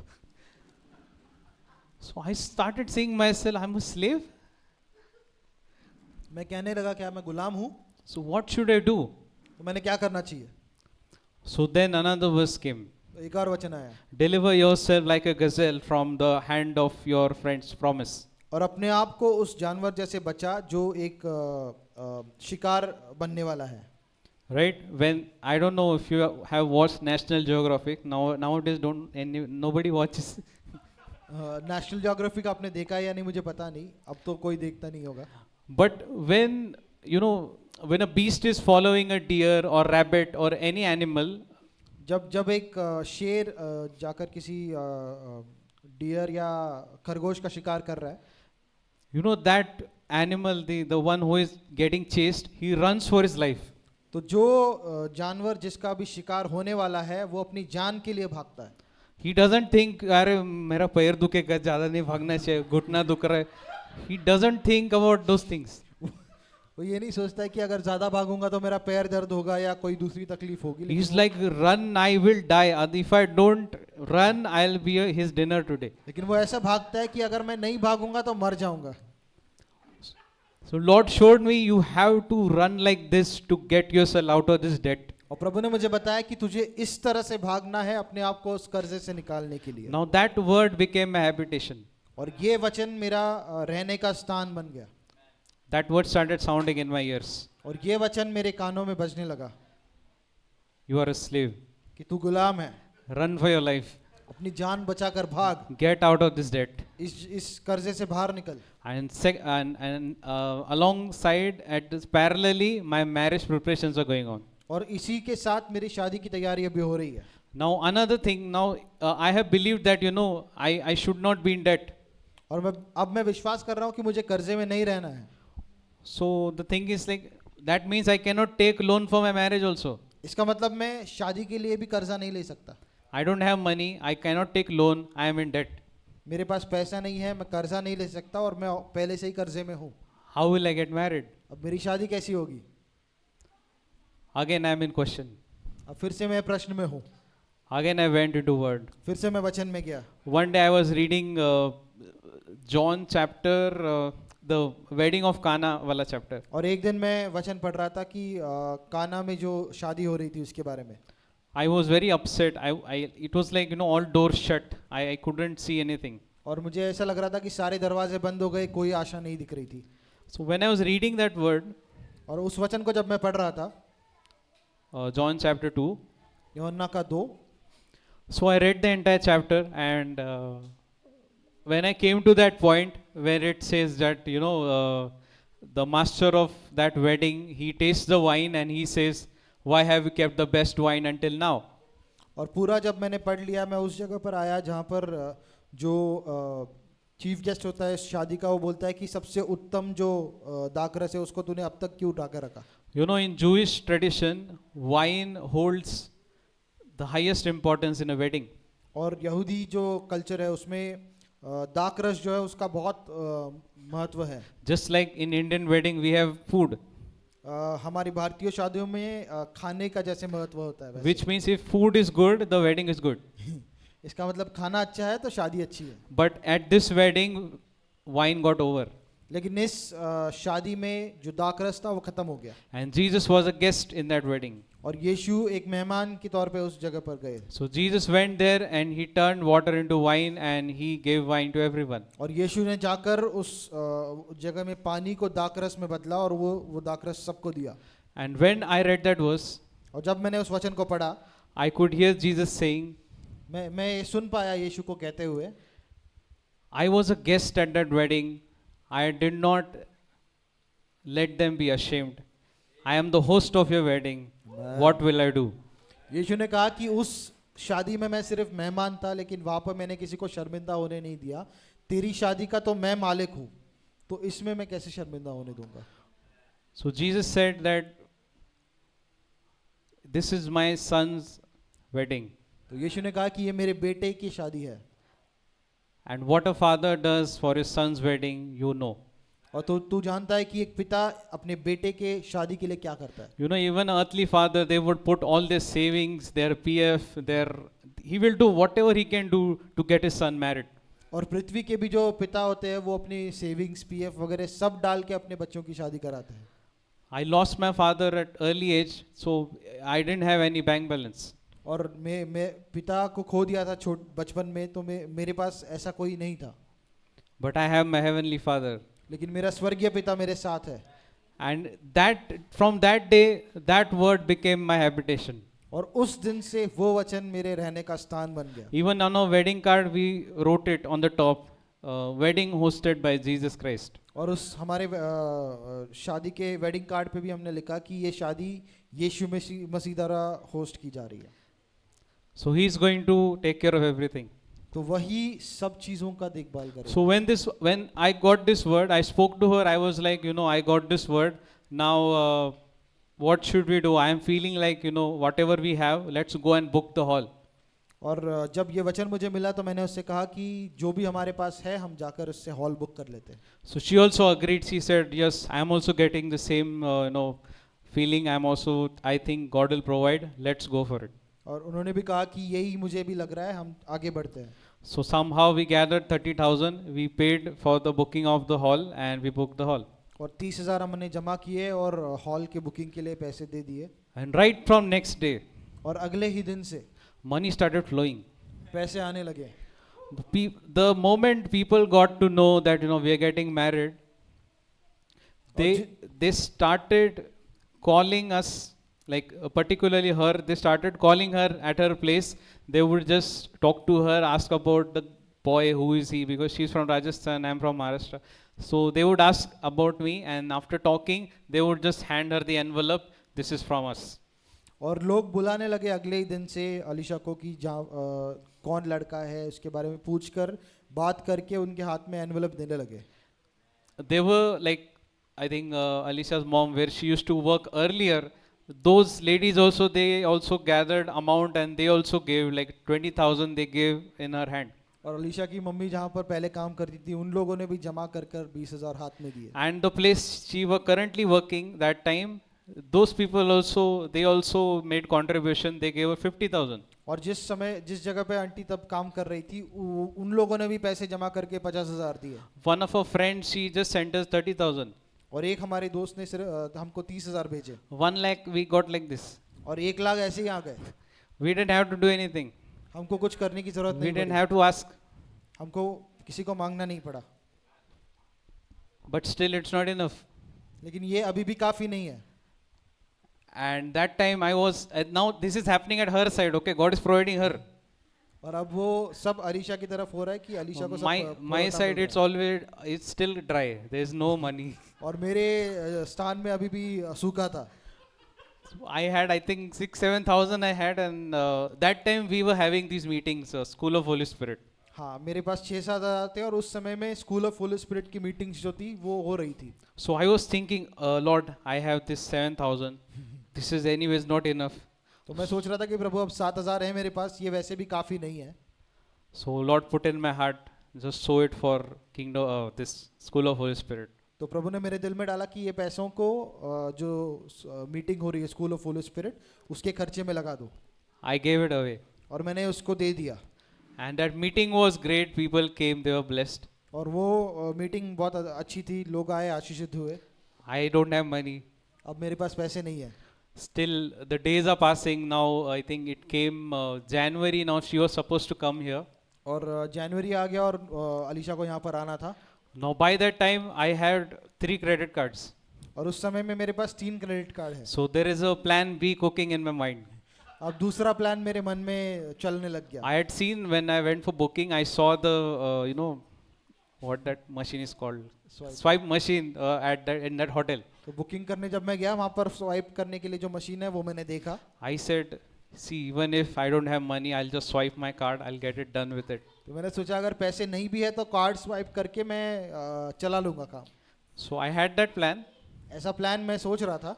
And few days later, then I was looking at mirror. I was getting ready to go somewhere. और मैं आईने में देख रहा था तैयार होते हुए, कहीं जाना था मुझे इसलिए। And Lord spoke to me. प्रभु ने मुझसे बात की। You don't need those cards. प्रभु ने कहा कि उन कार्ड्स की तुमको जरूरत नहीं है। I was thinking, now I am in a confusion now. What should I do? और अब मैं कंफ्यूजन में हूँ कि मैं क्या करूँ। I thought now I don't want to stay in this confusion anymore. और मैंने सोचा कि अब मुझे कंफ्यूजन में नहीं रहना है। I took those cards, मैंने कार्ड्स को लिया I took a scissor, और एक कैंची लिया I cut them in the middle. और बीच में से काट दिया I broke all my 3 cards. और तीनों कार्डों को मैंने तोड़ दिया। Now I said, Lord, if you don't come, my wedding is not happening. और मैंने बोला प्रभु अगर अब तू नहीं आया तो मेरी शादी नहीं हो पाएगी। And I just went ahead. और फिर मैं आगे बढ़ा। So then January she came and we went for shopping. We bought her gown. Again, still things are happening at her end. और जनवरी में वो आई, हमने शॉपिंग की, गाउन वगैरह लिया और She सब got- चीजें उनकी तरफ हो रही She है। got her gown also. उनका गाउन भी उनको मिल गया। I know girls can understand how gown is the most important thing for a girl. और लड़कियां समझ सकती कि गाउन कैसे बहुत जरूरी होता है। She got the gown, best gown. बहुत अच्छा गाउन मिला उनको। And she got everything. Then we came home. Her shopping is done. अब उनको सब मिल गया, उनका सारा शॉपिंग हो गया, वो घर पे आए हम लोग। Now still I am thinking how it is going to happen. और अब भी मैं सोच रहा हूँ कि कैसे होगा ये। And then month goes ahead. I think it was March month. और एक महीना चला गया और फिर मार्च आया। So in March, I think we were having fellowship, and our fellowship people, they called me home specifically on a weekday. हमारा fellowship हो रहा था, फेलोशिप वालों ने मुझे घर बुलाया एक हफ्ते के बीच में। And they just handed over me the contribution. और उन्होंने मेरे हाथ में कंट्रीब्यूशन दिया। That was also not enough though. वो भी काफी नहीं था। So I didn't see the amount. I just saw the love in their eyes, and I started crying there. और मैंने पैसे नहीं देखे, लेकिन उनके आंखों में वो प्रेम देखा और मैं रोने लगा। Somewhere I was also crying for this, that this is also not enough. कहीं मैं ये भी सोच के रो रहा था कि ये काफी नहीं है। What to do, Lord? Thank you, Lord. Thank you. मैं क्या करूं प्रभु, फिर भी धन्यवाद। So days are going ahead now. You imagine the scenario. Everyone has the card. People are coming from Rajasthan, Chhattisgarh. Many, like it was a big wedding. Like people are coming from all over the places. और लोग अलग अलग राज्यों से आ रहे थे, Rajasthan, Chhattisgarh. So और we बड़ी had to शादी book हो one hotel. This is the same hotel where we had made the guest stay. गई। और यही होटल था जहाँ पर हमने जो गेस्ट थे उनको रहने के लिए रखा था। So April month came, and then we did the booking for this hotel for guests to stay.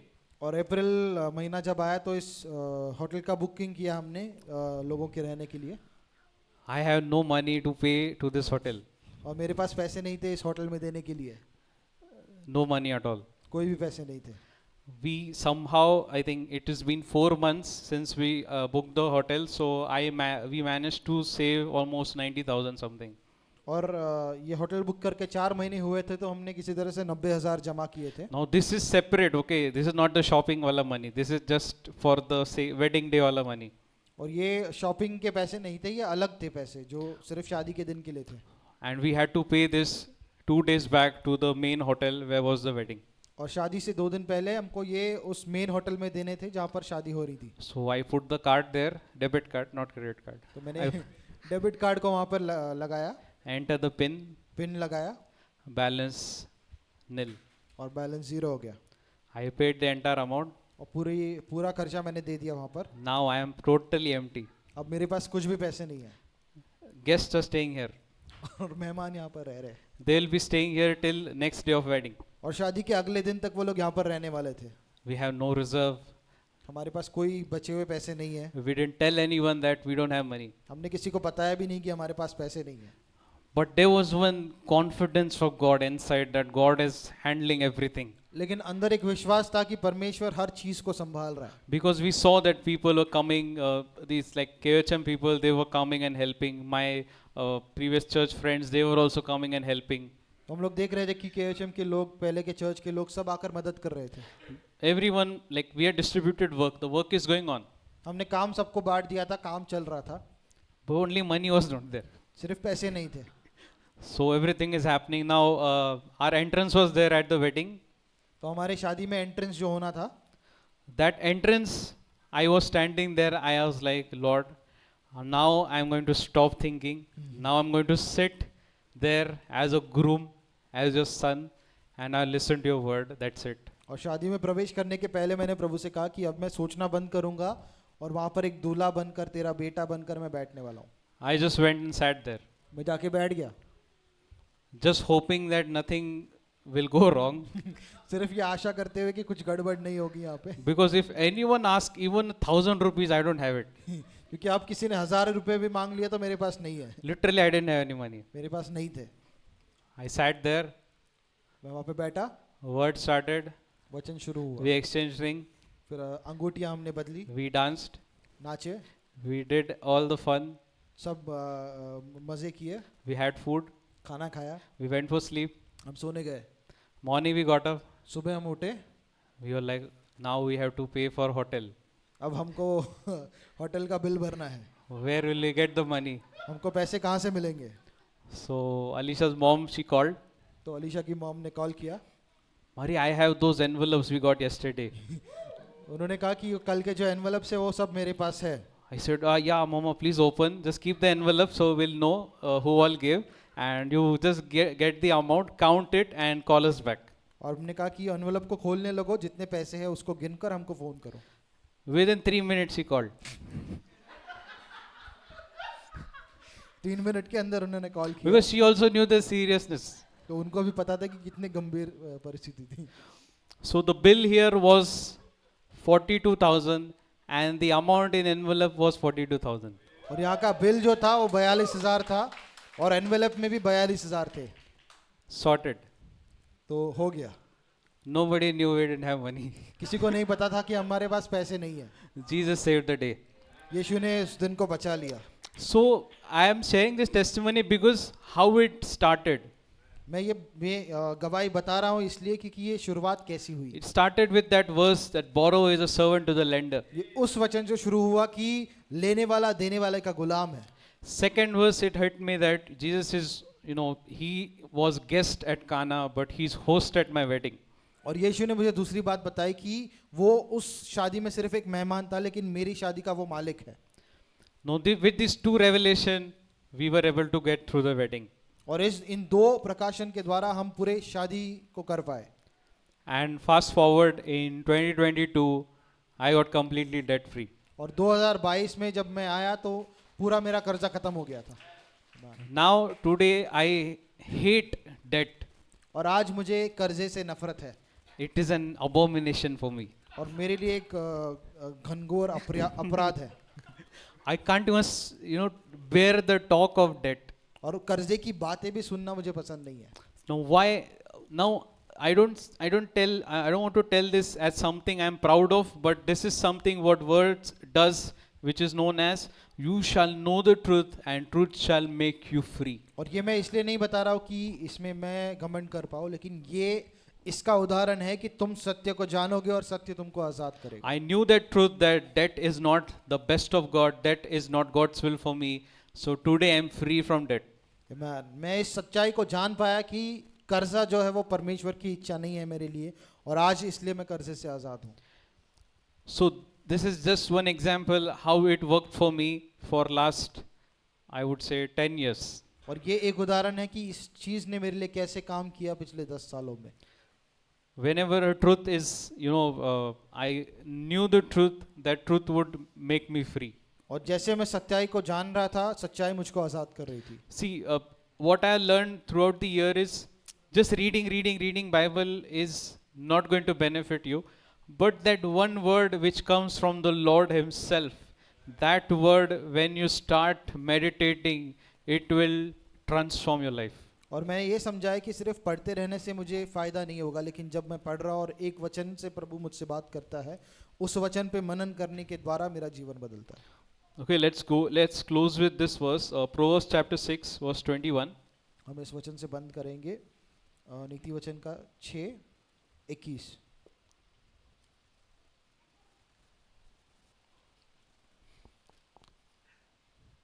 Now it says, bind them continually upon your heart, tie them around your neck. When you roam, they will lead you. When you sleep, they will keep you. And when you awake, they will speak with you. और तू उनको अपने हृदय पर बांध कर रख, निरंतर रखना, उनको अपने गले का हार बनाना.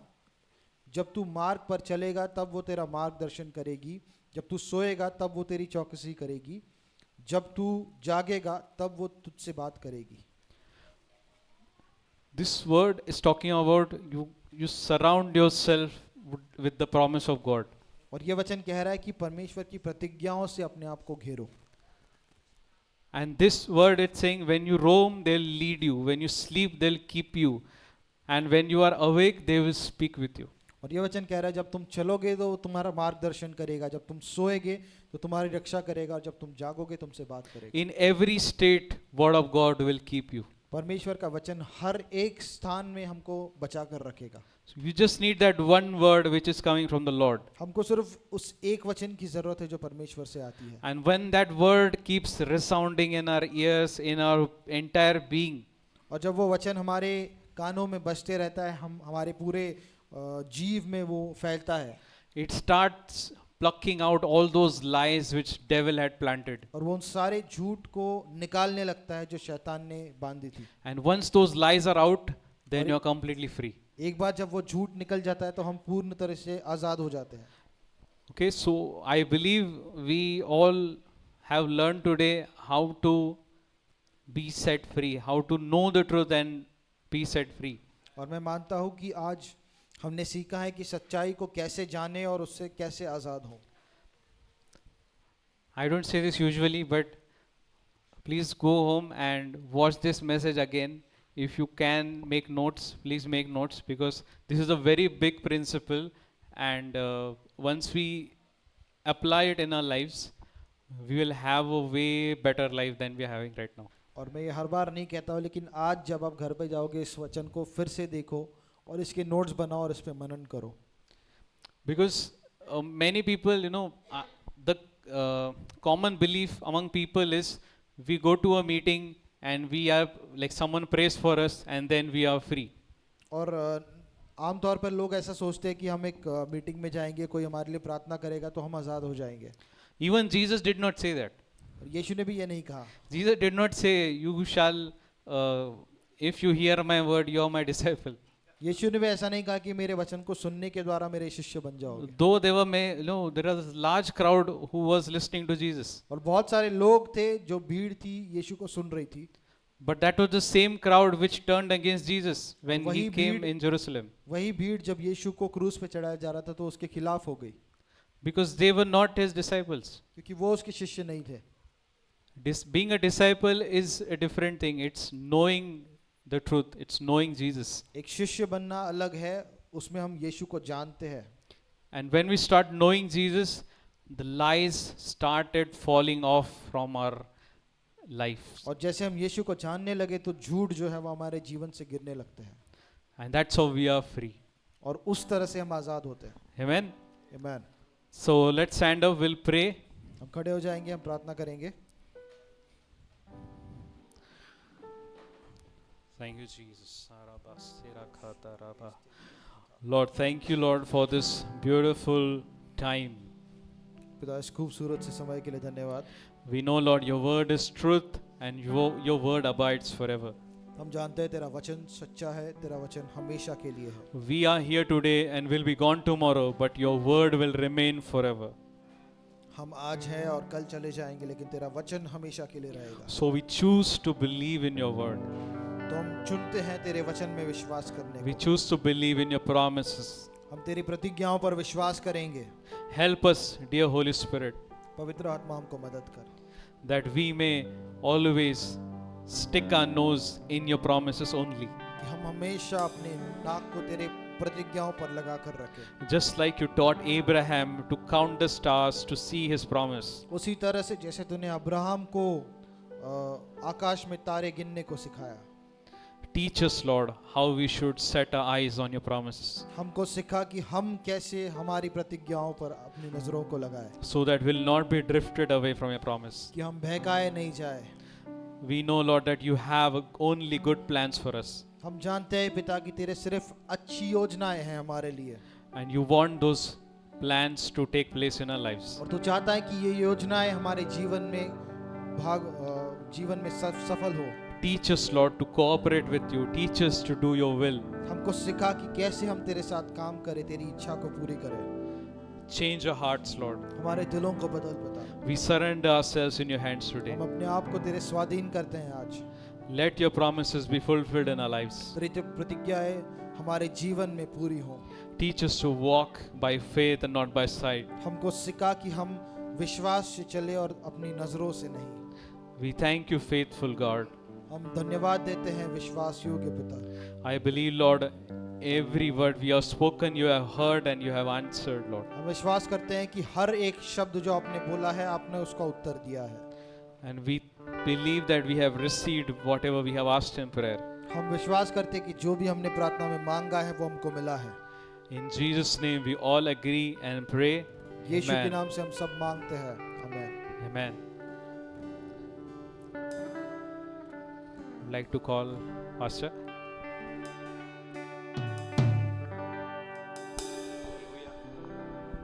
हालेलुया। हम सब आशीर्वादित हुए। आमीन। प्रभु का वचन हम सबको बना रहा है, तैयार कर रहा है। हालेलुया। तो जितना वचन सुनते रहेंगे हम लोग दुनिया की बातों से दूर रहेंगे। हालेलुया। तो अपने आप को वचन से घेर कर रखो। जैसे एक व्यक्ति जब कमरे के अंदर रहता है तो बाहर का वातावरण का असर उसके ऊपर नहीं होता है, ऐसे ही जब हम वचन में बने रहते हैं तो दुनिया के अंदर का जो बुराई है, दुनिया के अंदर का जो गलत बातें हैं, उसका असर हमारे ऊपर नहीं होगा, लेकिन वचन का ही असर हमारे ऊपर होगा। वचन का अनुभव हमको मिलेगा। हालेलुया। और हमारा जीवन आजादी में हम लोग जीने लगेंगे। आमीन। हम प्रभु को धन्यवाद देंगे। आखिरी गीत तू गेता आखिरी गीत गाएंगे हम लोग।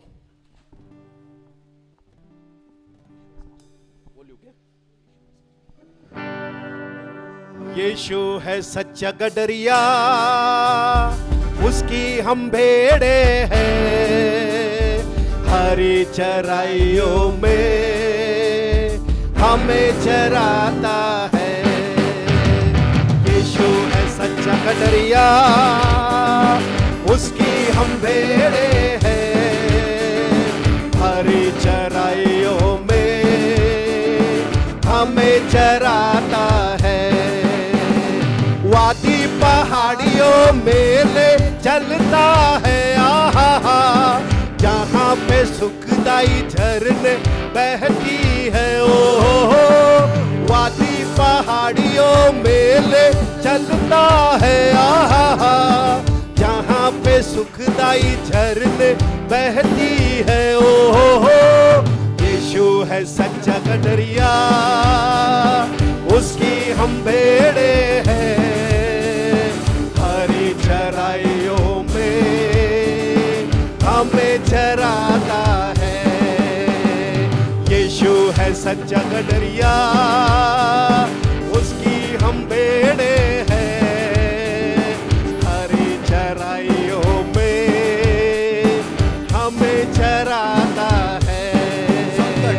संकट में मेरी रक्षा वो करता है, आहा, शैतान के हाथों से हमें छुड़ाता है। ओ संकट में मेरी रक्षा वो करता है, आहा, शैतान के हाथों से हमें छुड़ाता है। ओ यीशु है सच्चा गडरिया, उसकी हम भेड़े हैं, हरी चराइयों में हमें चराता है।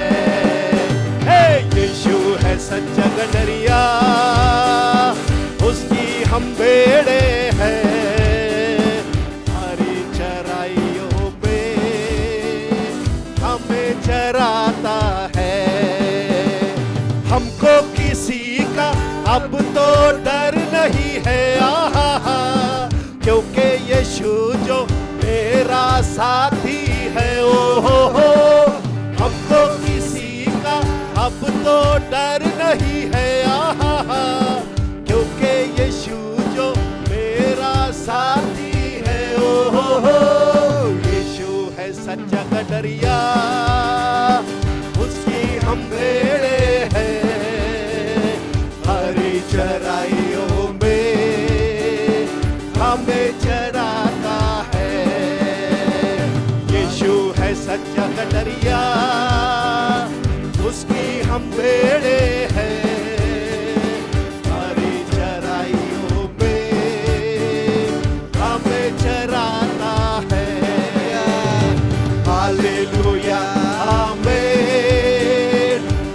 Hallelujah amen hallelujah hallelujah amen hallelujah hallelujah amen hallelujah amen hallelujah amen hallelujah amen hallelujah बोलो यीशु मसीह की यीशु के लहू की पिता परमेश्वर का प्रेम प्रभु यीशु मसीह का अनुग्रह और पवित्र आत्मा का सहभागिता हम सब के साथ हमेशा रहेगा और पूरी कलीसिया कहेगी एक दूसरे से सहभागिता कीजिए और अगले हफ्ते हम फिर मिलेंगे।